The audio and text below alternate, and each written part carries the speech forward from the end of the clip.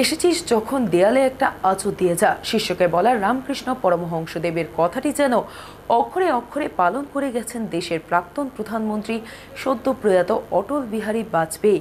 দেয়ালে আঁচড় দেবার মতো বহু ঘটনা বাজপেয়ীজির জীবনে থাকলেও এই প্রতিবেদনে ভারত পাকিস্তানের সম্পর্কের বাধ্যবাধকতায় প্রধানমন্ত্রী থাকাকালীন সময়ে মোট 8টি গুরুত্বপূর্ণ পদক্ষেপের উল্লেখ করা যেতে পারে। তাতে যেমন রয়েছে প্রধানমন্ত্রী অটল বিহারী বাজপেয়ীর উদারতা, আবার রয়েছে চরম কঠোরতা, তবে সবটাই ভারত রাষ্ট্রের ক্ষেত্রে সেই দেয়ালে আঁচড় দিয়ে যাবার সামিল।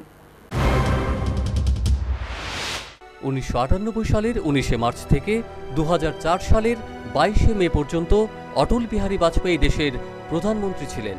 কিন্তু প্রধানমন্ত্রী হিসাবে শপথ গ্রহণের 2 মাসের মধ্যে রাজস্থানের পোখরানে একটি উচ্চ শক্তি সম্পন্ন হাইড্রোজেন বোমা এবং 2 দিনের ব্যবধানে 4টি কম শক্তিধর পরমাণু বোমা পরীক্ষা করেন।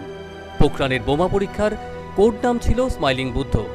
মার্কিন গোয়েন্দারাও এই বোমা পরীক্ষার তথ্য আগাম জানতে পারেনি।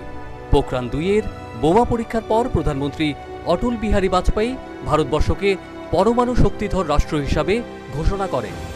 সেই সময়কার পাকিস্তান ও চীনের সামরিক হুঙ্কারের বিরুদ্ধে পোখরান বিস্ফোরণ সমুচিত জবাব ছিল বলে মনে করেন রাজনৈতিক বিশেষজ্ঞরা। 2. প্রধানমন্ত্রী অটল বিহারী বাজপেয়ীর বাসে লাহোর যাত্রা। পোখরানের বোমা পরীক্ষার 9 মাসের মধ্যে অর্থাৎ 1999 সালের ফেব্রুয়ারি মাসে প্রথমবারের মতো ভারত পাকিস্তানের মধ্যে বাস সার্ভিস শুরু করেন প্রধানমন্ত্রী বাজপেয়ী এবং প্রথম বাস যাত্রাতেই খোদ প্রধানমন্ত্রী নিজে লাহোর সফরে যান। এভাবেই পাকিস্তানের প্রতি সৌভ্রাতৃত্বের বার্তা দেন। 3. কিন্তু বাজপেয়ীর সৌভ্রাতৃত্বের বার্তাকে আমল না দিয়ে 1999 সালেরই জুন জুলাই মাসে কাশ্মীরের কার্গিল সেক্টরে অনুপ্রবেশ করে পাকিস্তানি সেনা ও সন্ত্রাসবাদীরা। ভারতীয় সেনা ও বায়ুসেনার অপারেশন বিজয়ের মাধ্যমে কার্গিল যুদ্ধ জয়লাভ করে। এই কার্গিল যুদ্ধ অটল বিহারী বাজপেয়ীর প্রধানমন্ত্রিত্বকালকে স্মরণীয় করে রেখেছে। 4. দেশের নাগরিকদের রক্ষা করতে গিয়ে পাক সন্ত্রাসীদের সাথে সমঝোতাও করতে হয়েছে অটলজিকে। কার্গিল যুদ্ধের 5 মাসের মধ্যে অর্থাৎ 1999 সালের ডিসেম্বরে সন্ত্রাসবাদীরা IC-814 বোয়িং বিমানটিকে কাঠমান্ডু থেকে কান্দাহার যাবার পথে হাইজ্যাক করে। যাত্রীদের মুক্তিপণ হিসাবে কুখ্যাত সন্ত্রাসী জৈশ-এ-মোহাম্মদের প্রধান মৌলানা মাসুদ আজাহার, মুস্তাক আহমেদ জারগার ও ওমর সায়েদ শেখকে মুক্তিপণের দাবি করেন। তারা সকলেই পরবর্তীকালে 9/11-এর ঘটনার সাথে জড়িত ছিলেন। 5. আগ্রা সামিট।